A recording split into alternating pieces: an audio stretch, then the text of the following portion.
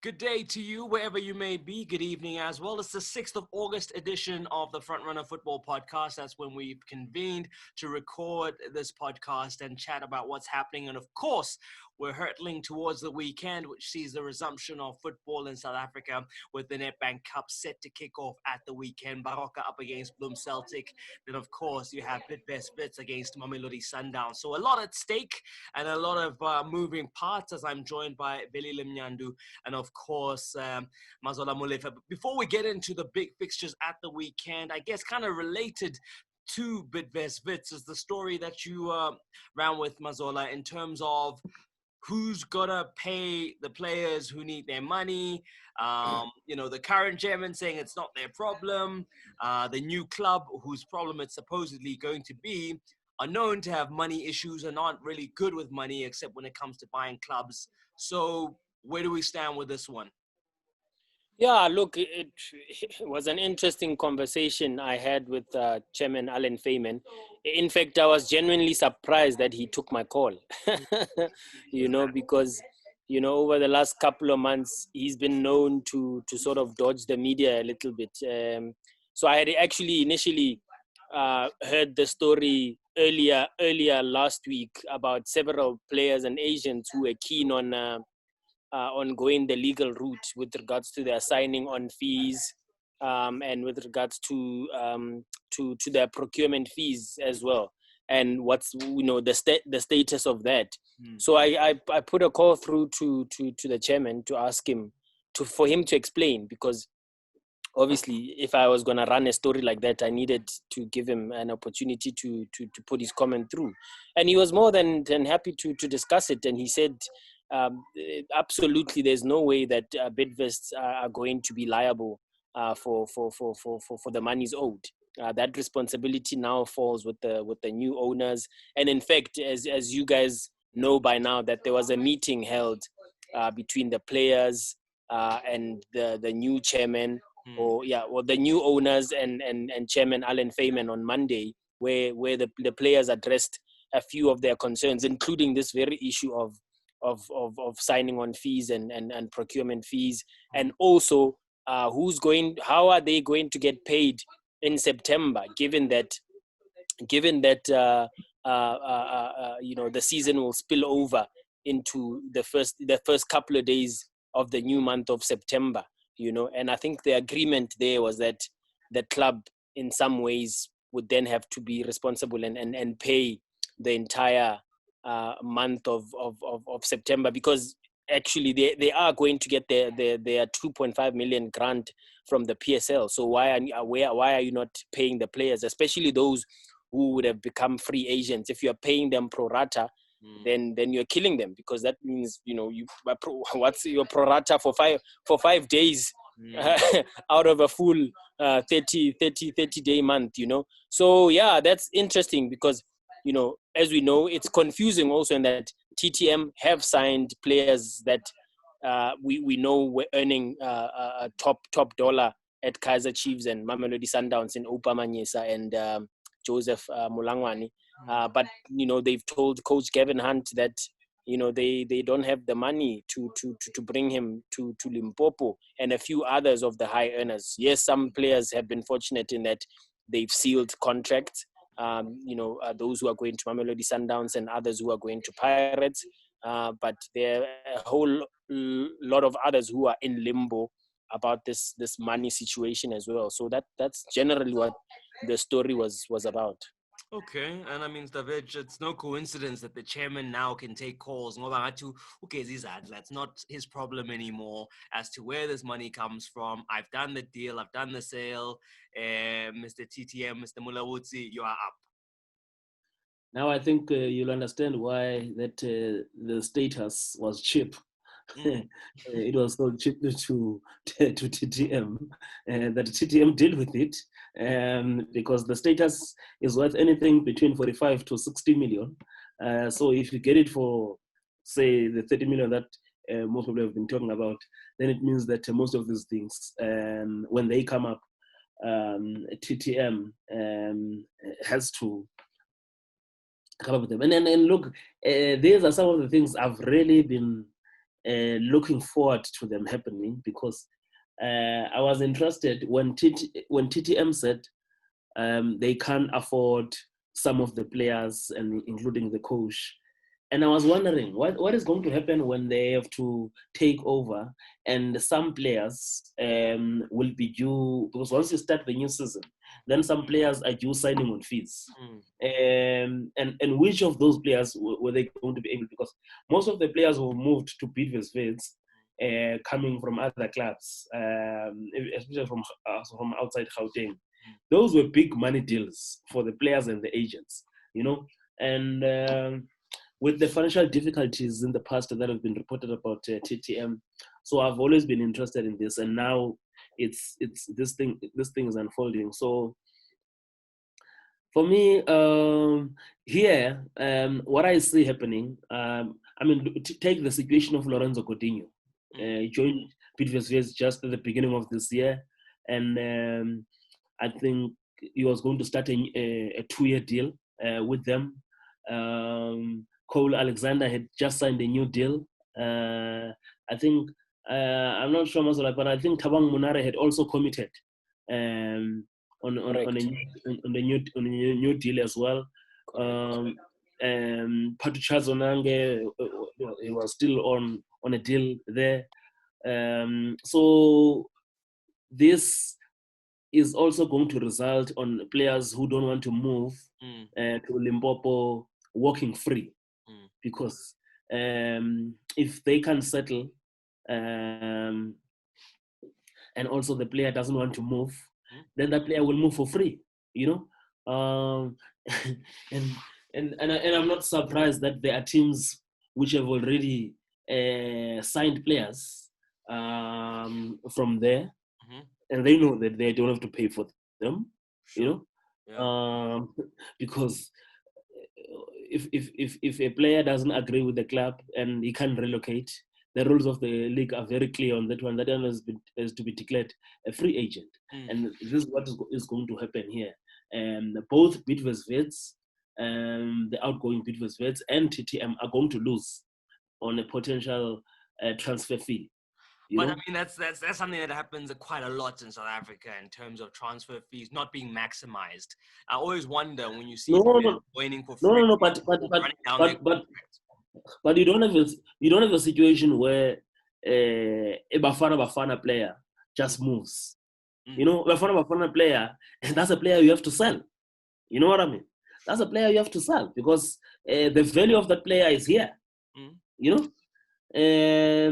Especially a centre back in this country, you can't have a Bafana international centre back moving for free. No, unless that's business gone wrong. Well, and in this case, this is what is going to happen. Yeah. You see, the next big story next month or later this month, you are going to see a number of players from that team moving to teams for free. And if you were to check the value of those players, it would be more than 15 million rands, or possibly even more than 20 million rands. Sure. But when you say for free, also almost at a loss, because obviously you have to pay out this player to see him go. And then you can't recoup any of the money from a transfer fee. So it would seem to me that these are things that should have been established at the beginning of the process, that there is money to make sure that those who want to walk can walk, Mazola. Surely that had to have been part of the discussion. Yeah, I think that's also part of the agenda in Monday's meeting, because the players were, I'm told the players were clearly upset, and have been upset for some time about the way in which this deal was structured. First of all, a lot of them, including staff members, had to read from our stories, read and listen our stories, listen to this podcast, us talking about this possible purchase agreement, right, when their own chairman had not uttered a word to them, So I think that was one of the issues here, in that the manner in which the deal happened. It's almost like it happened closed doors somewhere at some Bidvest head office, where this was discussed and agreed upon. And so that far removed from the yeah, footballing side. exactly. And I mean, I think we've heard Masala, mentioning that he was given the offer to buy the club was unsolicited by him. It almost kind of landed on a silver platter for him to be able to buy the top flight status of Bidvest Wits. So I think that kind of gives you an idea of just how complicated from a player and staff point of view. Probably not so complicated between the two chairmen or the buyer and the seller, but definitely for the players, for the staff members at Bidvest Wits, and for the public in general, including the media, that this just did not make sense from the beginning. And you also had so many denials from the league as well, that they had received any paperwork discussing or proposing or asking for permission to be able to get the deal over the line. So yeah, and I think rightfully so, the players have every right to be upset and mad, as I help this little one here, have every right to be upset in the manner in which this was done. But look, some Animal Farm, some have got lucrative deals upcoming, so maybe they couldn't be bothered. While others are and I must say this, I think others may very well be forced to relocate. They might not have a choice. Right, because also it's about who wants to take you on. But I guess if you do get a payout, Stavage, and you have time to sit on your hands and think about your future. So Mazi, you're saying they could be forced to relocate if they don't have offers? Yes. No, not necessarily forced, but in the sense that they will have to relocate but not forced, because it's important it's important to note that in that interview I did with Alan Feynman, he does actually say, he's on the record saying players will not be forced to relocate. He says it's up to the players. If the player does not agree a settlement fee or whatever, if the player cannot come to some sort of an agreement with the new owners, then nobody's going to force them. They will have to become free agents. They will get their clearances and so forth and so on.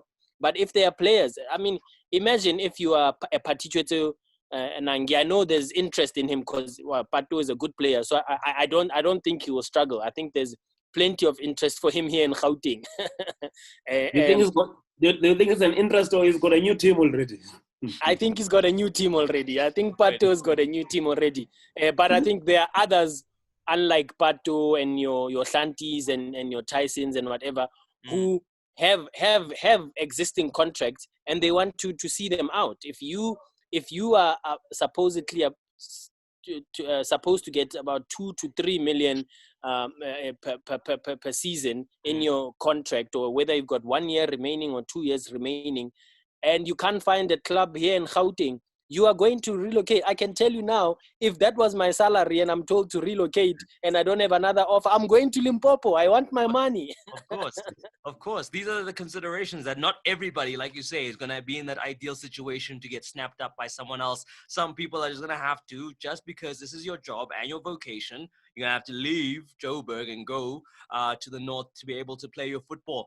Manje, if we look at like prize money and payouts and all those kinds of things, whose money is that? Let's say Bits run on, do the thing, win the Nedbank, finish as high as possible, all these winnings come in. Is that going to go to the current squad? Is that going to be at the prerogative of the new owners? How is that going to work out? Did the chairman touch on that?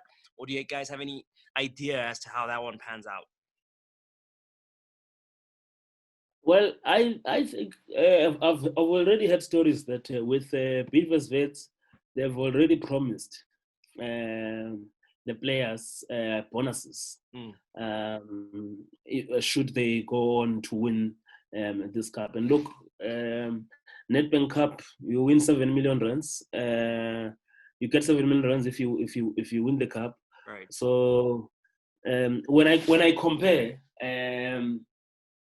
their program, going for the league or going for the Nedbank Cup, for me, the Nedbank Cup is the easiest, which they could go for, taking nothing away from the other semi-final. Right. They beat Sundowns in this semi-final, and they have to face a winner between Baroka and Bloom Celtic. Look, they can go out with a big bang there, as compared to with the league. It's a bit difficult. It's a bit different, and also a bit difficult, and also they will need a lot of motivation, right, to do well in the league. And also, look, even now today I was just watching Zambian football. Football post COVID-19 lockdown. It's not easy at all. There's a lot of conditioning that goes into it. And in the press conference that we had with Coach Gavin Hunt, you could tell that he's got a depleted team. Despite the fact that there's also the issues of motivation around that team that you have to take into consideration. But he's got 8 youngsters, most of them who have never trained with the senior team. They've not played even a friendly match with the senior team. Yes, they've trained with the senior team now, but I'm not sure that they had trained with the senior team before this lockdown or this return to football protocol that we're having now. So there's some serious difficulties there. But if you are to ask me if the motivation, that financial windfall of sharing 7 million rand if they go on to win this trophy, so I think that is the best way now. The club management can try to motivate everyone around, because Mazola has been doing countless stories, not just on the players only, but also on the staff. That by the end of this month, some staff members, the jobs are coming to an end there. So the demotivation is not only happening in the dressing room to those who are on the field of play, but also off the field as well. So the whole environment, listening to Coach Gavin today, Coach Gavin is always someone who's, full of, a bit of spirits. Always jolly, But today, no. I was not really feeling him. Wasn't the same. I was not really feeling him. You could tell that they are just going through the motions of. Sure. Because also he's been saying they have to be professional. He trusts the players to be professional, but also it's something that he can't guarantee that they'll be professional. Of course. Because one of the questions the guys were also asking this morning was also around the issue of this issue of Monday, the meeting with a potential strike, and now it appears that this matter is going to be addressed individually. And that if we come as a group to address a matter, as I'm a comrade, and now you try to separate us, for sure. So you are unifying us, divide and conquer. Divide and conquer, So there's a challenge already, that you're dealing with us individually when we came to you as a group and we had our leader who was leading us. But now, because our leader or our leaders already they've got their bread buttered somewhere, they can't be our leaders anymore. No, for sure. So no. I just foresee, especially if they lose on Saturday. If they lose to Sundowns on Saturday, I foresee a very depleted camp going forward. Interesting. And speaking of so that result is very important. Right. Speaking of Mamelodi Sundowns, I guess, you couldn't have a more contrasting set of fortunes, Mazola. You look at Sundowns, they represent stability, from players to the coach, people signing on for new deals, the coach signing on for new deals. He's telling his groundsman to go out to Dobsonville to go get that pitch into shape. I mean, it's just a completely different mood, and one that you kind of feel now lends itself to them doing well on the weekend, barring some of the injuries that have started to come up in their squad for Mamelodi Sundowns. Well, you'd think so, but the press conference with Coach Pito was a totally different ball game. According to him, he does not think they are ready. he also does not think there's any team spirit, and by that he doesn't mean that players are not getting along or there's tension and squabbles. He just means they're not able to do things together. They're not able to eat together. They have to always be. Always has to be done in groups. And whether it's training, whether it's eating, or a warm down after training. So everything is just all these safety protocols. And he says, I love these words. He says, I'm no longer the steering now. The doctor is the one that's calling the shots. The doctor is the one that's telling me when to train, when to sleep, when to eat, how to interact. So he says because of that, he feels there's a bit of an emotional gap or some sort of a distance between the players and his technical team as well. So that's another dynamic that you have to throw in there. Coach Pito says we must start, from this weekend. We will see just how different football is going to be under COVID-19. So look, from on paper and given what's happened behind the scenes at the two clubs, like you say, very contrasting fortunes, new deal for the coach, new players coming in, some of them like George Maluleka and Kapinga already training with the team, whereas at Wits is a different story. All divided. Others have already, as Velile said, some have already got their bread buttered somewhere else. Some are worried about their future. But then there's this dangling carrot of the bonuses from winning the Nedbank Cup and finishing strong. So all very different sort of dynamics for both clubs. So I think at the end of the day, really, it will probably just depend on who wants it more, And the professionalism that we keep referring to and the professionalism, go out and do their job. Savage, Mazola and the coach raised some good, questions around the mental component of the whole impact of COVID. And like you say, going into the resumption of football, you'd want there to be an air of camaraderie, an air of expectation and happiness. But it's strange how all these provisions to make sure that everyone is safe has curtailed all of that. Yeah, but look, like Mazola is also saying, Sundowns, one of the best resource club in the league, the best resources, compared to other teams. Right. I think for me, in the league, the best physical or conditioning coach is at Sundowns. In terms of the best medical team, the technical team, on paper, the squad is there, So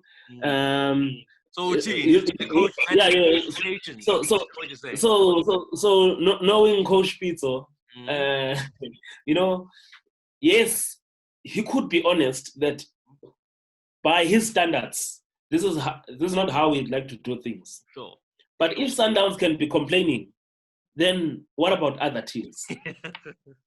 That's a good point. That's a very good point. What for the have-nots? Yes, if the haves are complaining, what about the have-nots? Yeah. So be that as it may, Sundowns wants a treble. And they will go to Saturday with a plan. Especially when you see the challenges because Bidvest Wits, they're not an easy team. They're not an easy team. We know that. You just need to go to the results between the two teams. I think they played 2 draws this season. Very competitive matches between the two teams. So even this game, for me, not going to be easy at all. Already with 3 players, Sundowns has signed from Bidvest Wits, and 2 of them might not play. In fact, 2, one is definitely not playing because they're suspended. Right. And the coach today was talking about Gift Mutupa also not being 100%. So meaning that it could only field Hashim Domingo, who's headed for Sundowns. So no. I refuse to say Sundowns is at the same level with Bidvest Wits, with all the challenges that come with the return to football. A protocol. I refuse.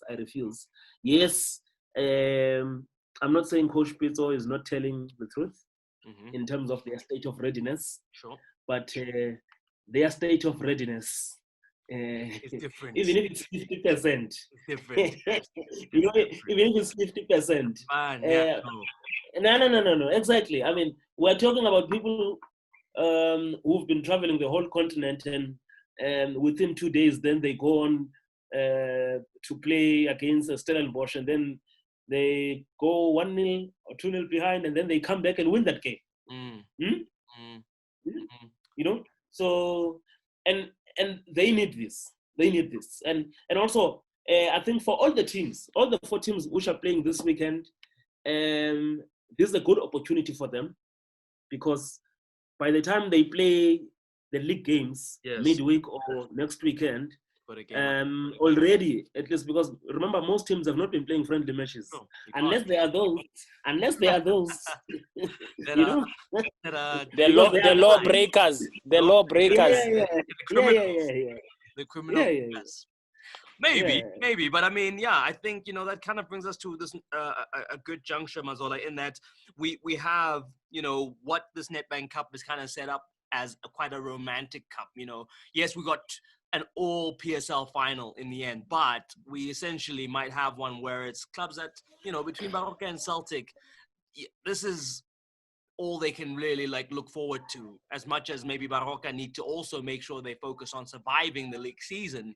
But this is a big occasion for these two, in inverted commas, smaller clubs. Look, I wouldn't be surprised if Baroka, obviously once you're at the semi-final stage, it's possible that you obviously can go all the way and win the 7 million prize bonanza. But the reality is that Baroka have got a tough run in.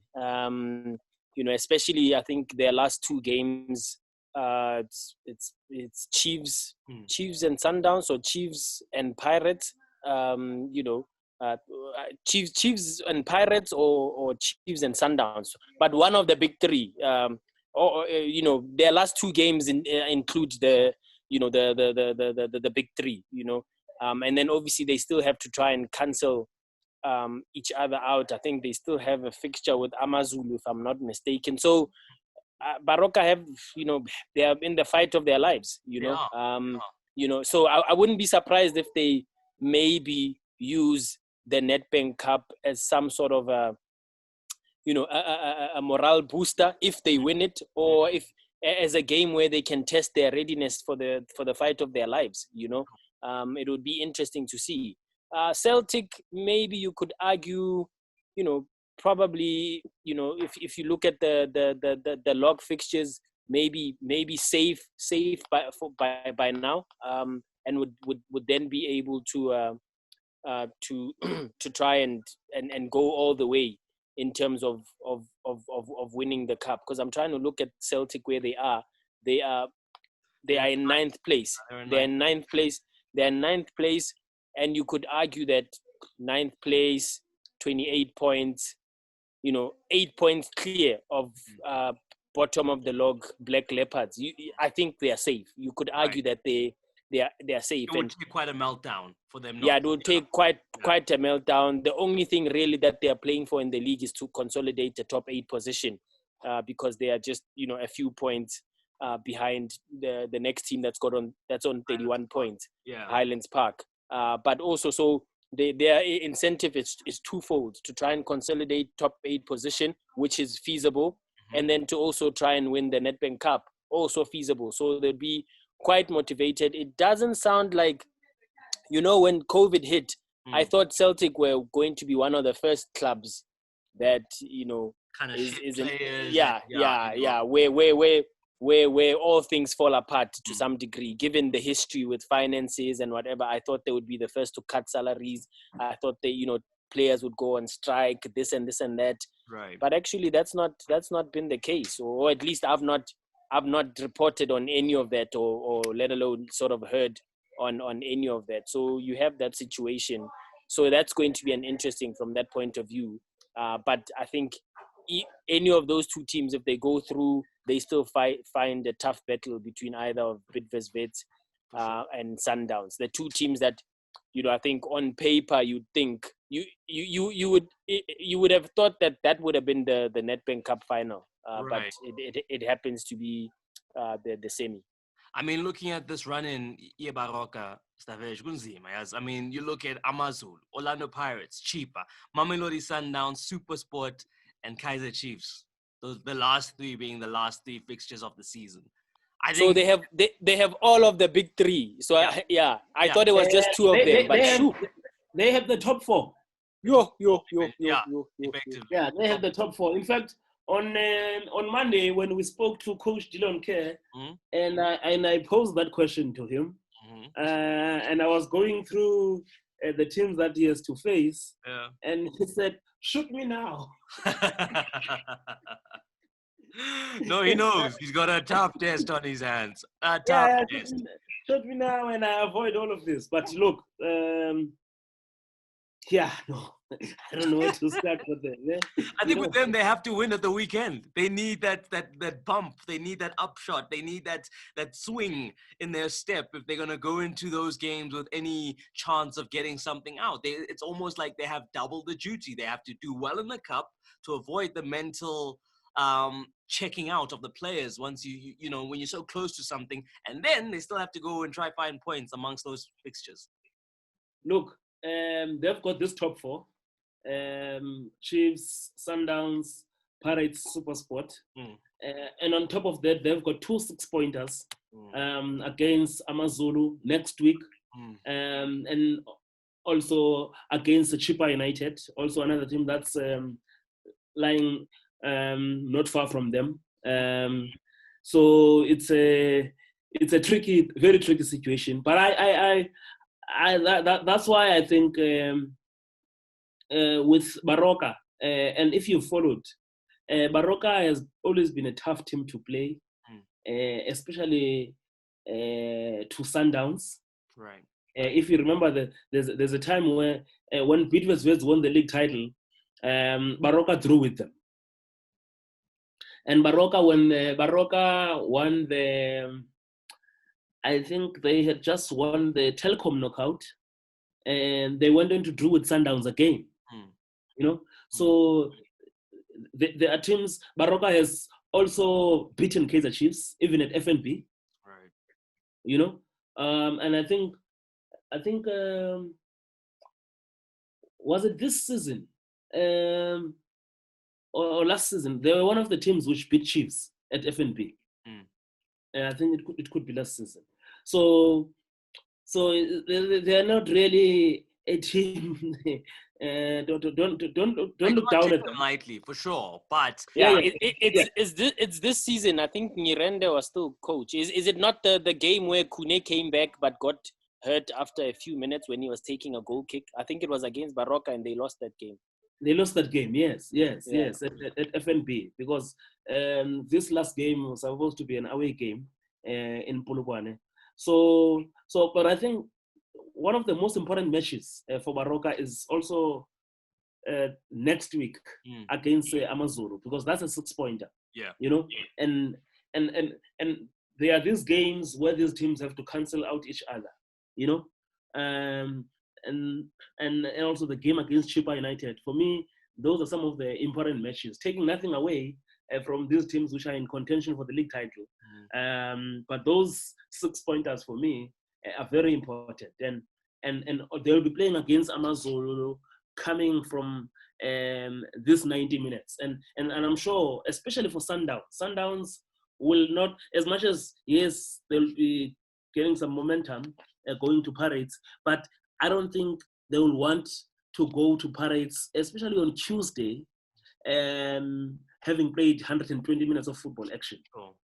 So their game against Bidvest Wits this weekend has to finish inside the 90 minutes because the legs will not be there.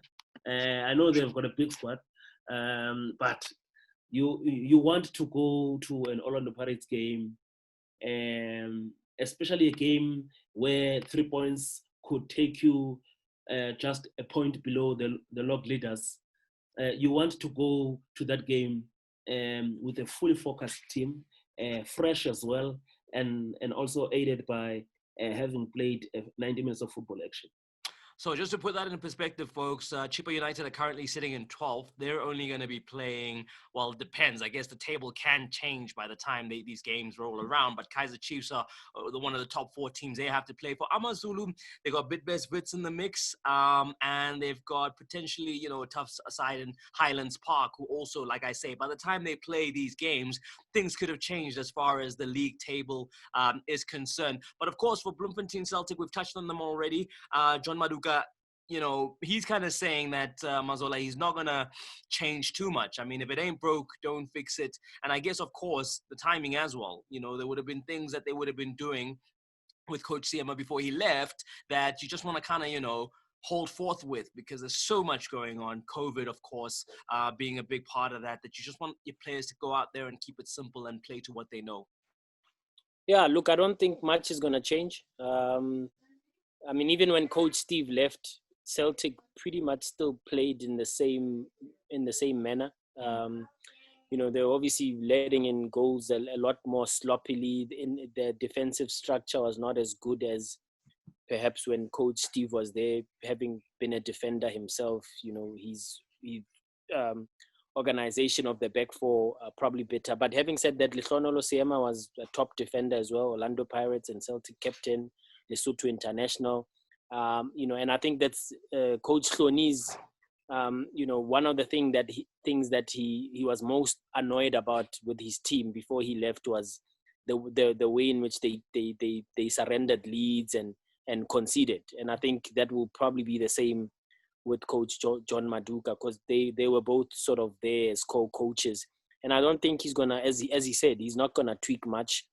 He still has the same playing personnel. Obviously, the other factors come into play as well, as the same as with the other teams in terms of COVID and, just this environment. We know that they are one of the few clubs that enjoy home ground advantage in Bloemfontein, but now obviously they've lost that. They're going to have to play in front of empty stadiums and they're going to have to play away from home, essentially, in Gauteng. So, yeah, let's see. Look, as I said earlier, Kamza, not much to play for in terms of survival, whatever. It's just a matter of trying to consolidate a top 8 position, which is possible if they take it a game at a time. So yeah, I don't see why he would want to tinker too much. I mean, if you look at their position at position 9, then you compare to whoever is on position number 6, for instance.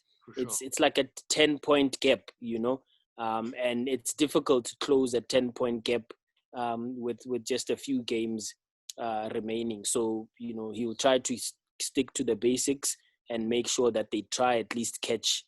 I think it's Highlands Park and Golden Arrows who are above them. Yeah, for sure. And Velile, looking at it, obviously this is also him throwing his hat in the ring for a long-term, post as the head coach of Bloom Celtic. He also has something to prove in these next 7 games, so to speak.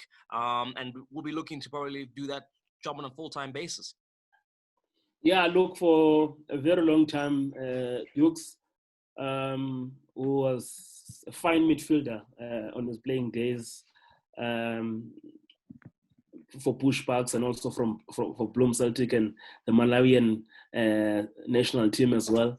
He's been seen as a co-coach to Lehlohonolo Siema, but with Lehlohonolo Siema playing a more prominent role as a coach with senior coach duties and doing interviews as well.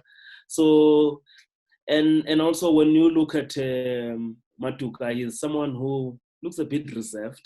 And for a very long time also he's been I think a team manager as well to this team. So he comes already with a varied skill set, isn't it? Yes, with a very different approach to what Siema has been, because Siema has been in the forefront of of this head coaching. But together with Matuka, they've always been there together, and also with Simon Khopane. So it's going to be interesting to see how they are going to wrap up the season. And this is something that I've said previously. I think I've said it here, that for me, I think also credit to this Celtic team should go to the management team.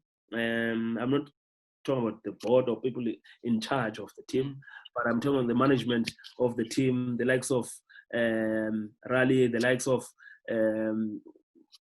Kumblani Kono. I mean, this is a club. This club has no business being in the PSL. I have to say this. This club has no business being in the PSL. When you look at all the challenges that they've had, releasing top players. You look at the players they sent to Orlando Pirates at the beginning of the season, and they went on to get some youngsters. You know, the Gomeni boy playing in the left back position there. You look at there's this boy who was playing at former under-20 international. Is also a former tax player playing in the midfield. Just forgotten his name, but he was a member of the COSAFA under-20 winning squad in 2013. A fine midfielder, you know. So, and these are boys that they went to get and didn't spend a cent on them, you know. And look where they are now. You know, we're talking about them in the semi-finals, challenging, still in contention for a top 8 position, you know? Yeah. So here, you have to give credit to people who are managing this club and still be able. And also, how many times you've heard about this club not paying salaries, or, you know, having some difficulties. They were the first club, long before we heard about Bidvest Wits, they were the first club to be told, we were told about that they could be sold, you know? Yes. So the context of me saying this club has no business being in the PSL, it's because of what I'm giving you now, you know, to say all these things considered, but this is where they are now, you know. So when it comes to youth, because mental strength is also important now with this situation of the club. So as a former team manager who finds himself in this position, that experience, he also has got to use it now. But also, this is going to be a more technical situation, starting with the game on Saturday, because yes, we're giving them credit, but imagine now the credit we could be showering them with, building up to the final with all the challenges which we've just brought to the fore. So, look, let's see what he can offer, and let's see what his contribution behind the scenes was.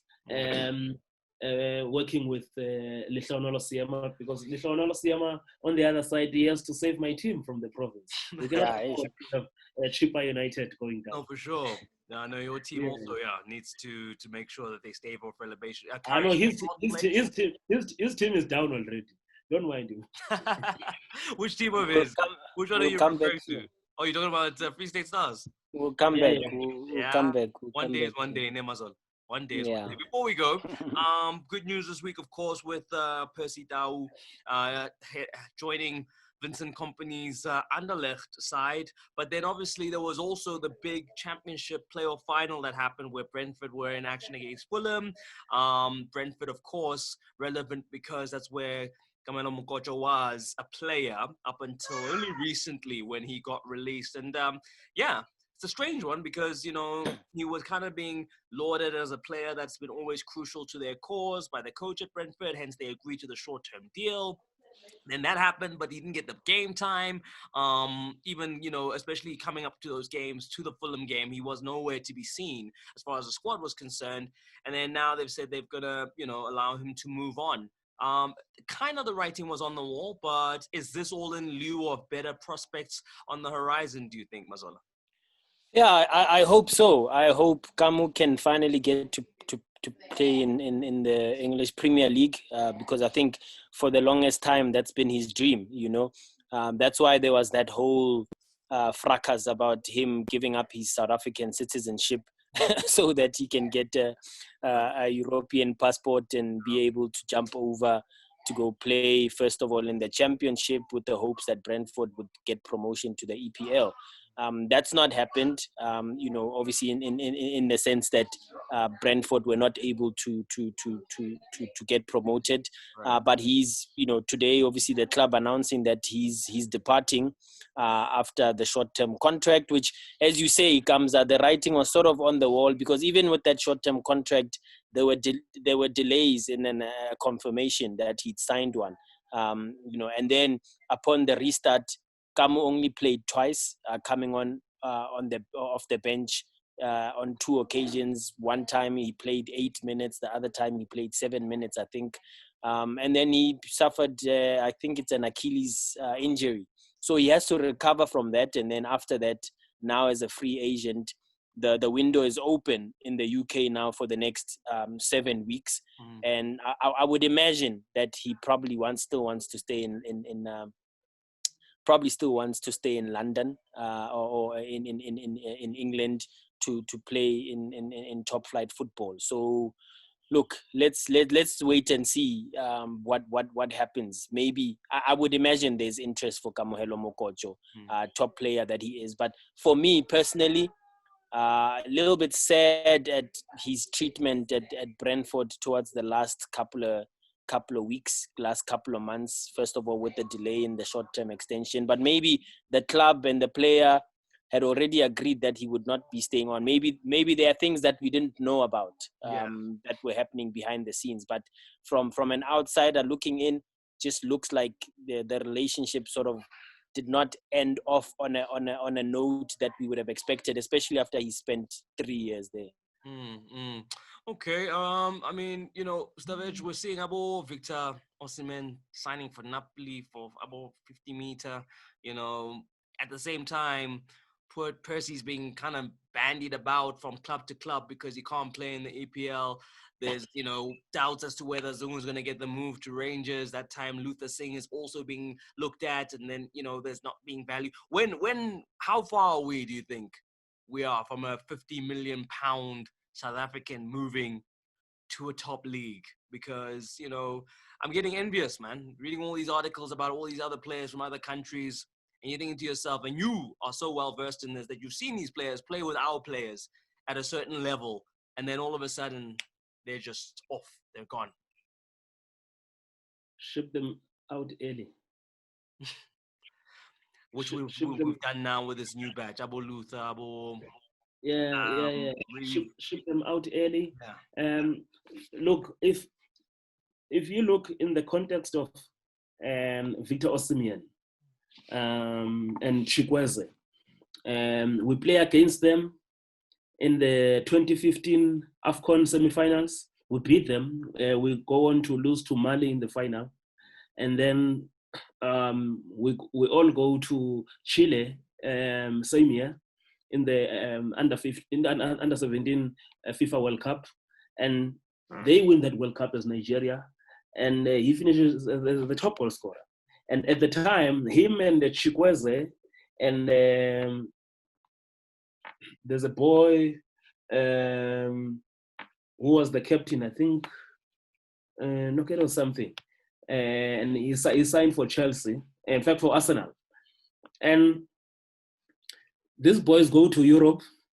I remember Osimhen, he got the golden ball, and also he was also the top goal scorer as well. And he goes to Wolfsburg. Things don't really work out for him at Wolfsburg, and I think he ended up going to. He went to Belgium, and okay, he had some issues, but ended up at FC Lille. Spends 1 season there. He's banging in the goals in French Ligue 1, and here he is now. He's the most expensive African footballer, of all time. And this is just within a period of 5 years since he played in the Under-17 World Cup. Right. Now, if I can count for you our players he was with in Chile in the Under-17 World Cup. Frosler was there. Cupido was there. You had Mnyandu was there. Tendo Mukumela was part of the team. Zala was part of the team. You had Komamelo Kodisang. There was Mbatha in the team. And some of these boys, they are not even playing in the PSL. They're playing in the NFD in the first division, and some have disappeared. Notangobo, I've not seen him for some time now. I think he's also playing maybe in the first division. So, and one player who was supposed to be there was not there. I think there were issues with him. Liam Jordan, it was not in the team. Yes, there are players who progressed now, but majority of these boys I'm talking about, so unfortunate what happened to Senzo May, in fact to Wiseman May, because he was also in that squad, have stopped. Some of them are still here.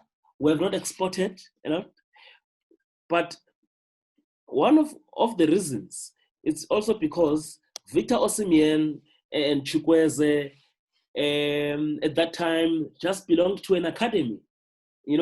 They belong to an academy in Nigeria.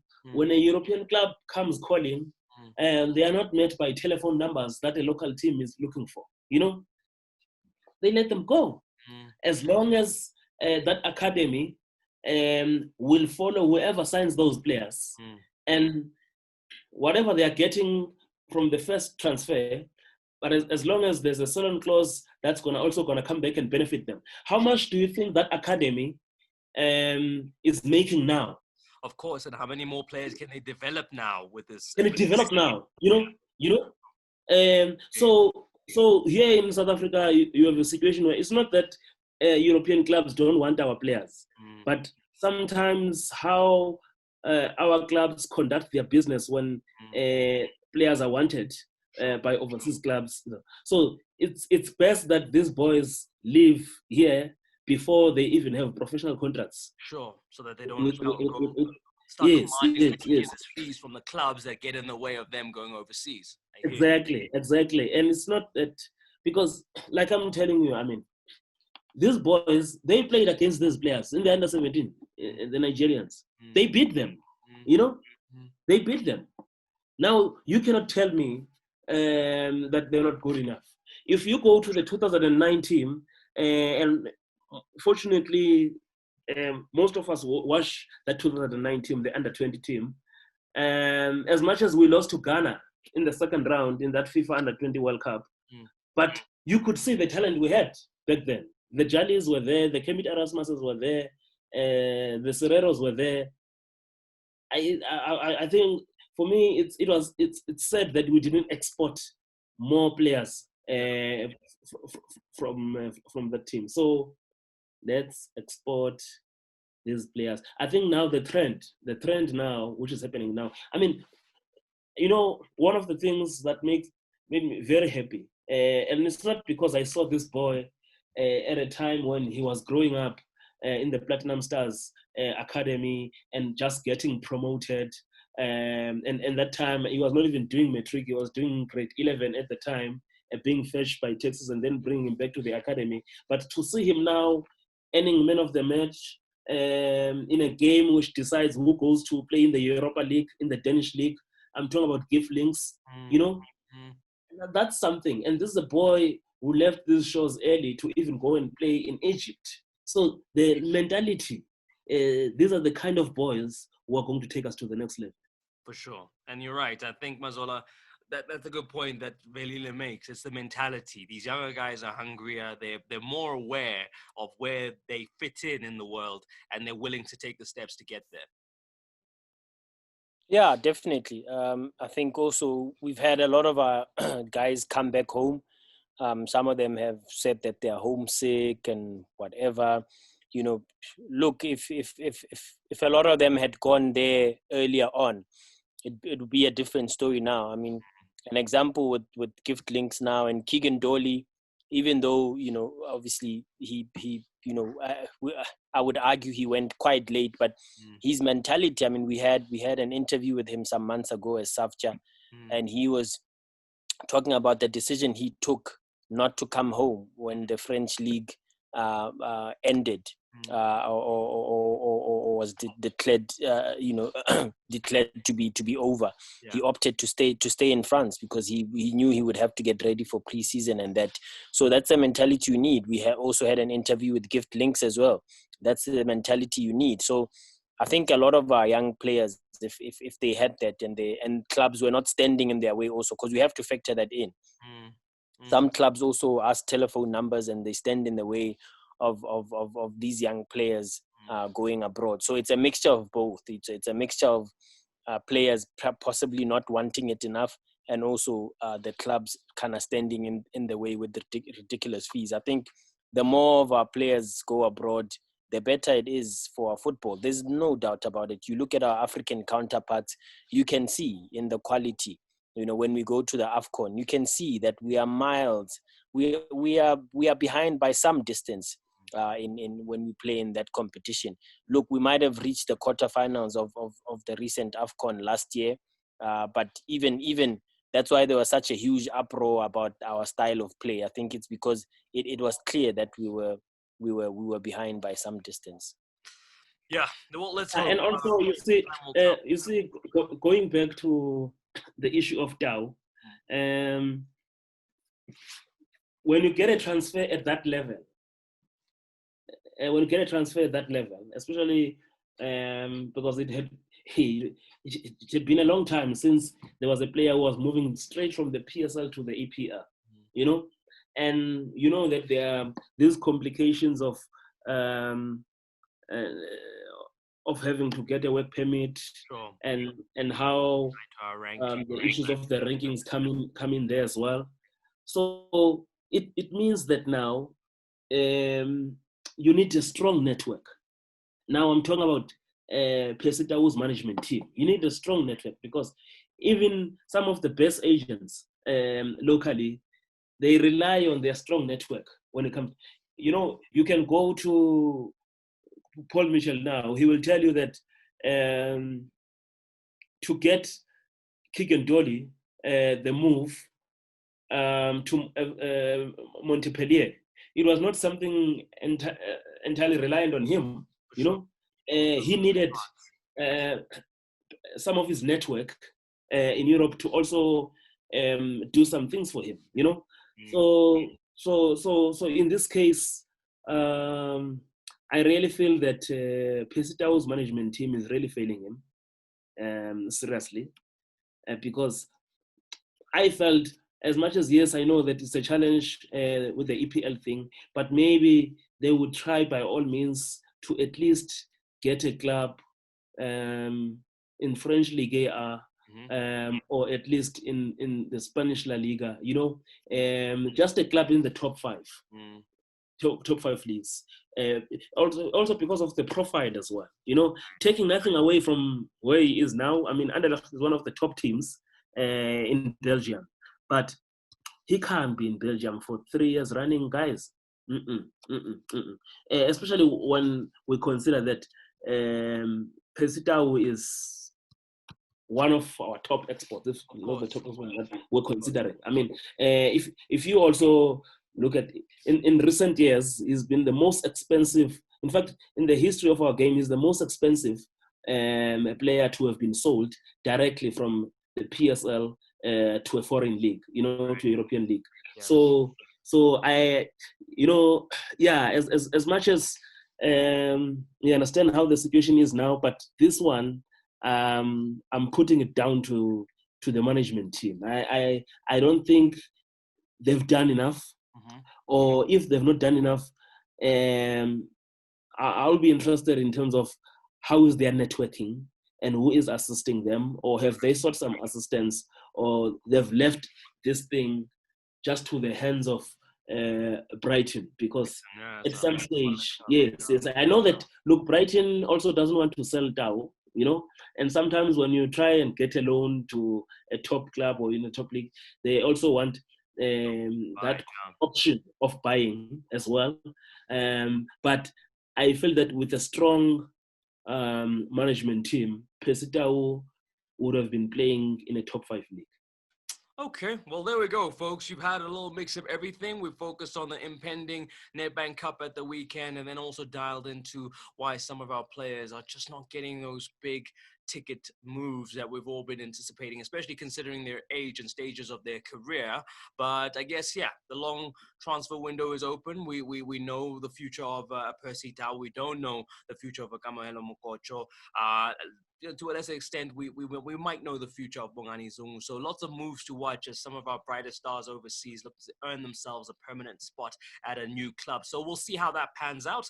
Thank you very much to my panel, Velile and Mazola. Gents, it's been good catching up with you. Enjoy the football at the weekend. I'm so glad that I'm able to say that. Enjoy the Nedbank Cup, gents. And I guess we'll be able to chat about it, thoroughly and reflect upon the 2 games come our next podcast. But until then, to you who's tuned in, whether it be via audio or video or both, thank you very much for your time. And we'll catch you on the next encounter of the Front Runner Football podcast. From me, Kamza. Ciao.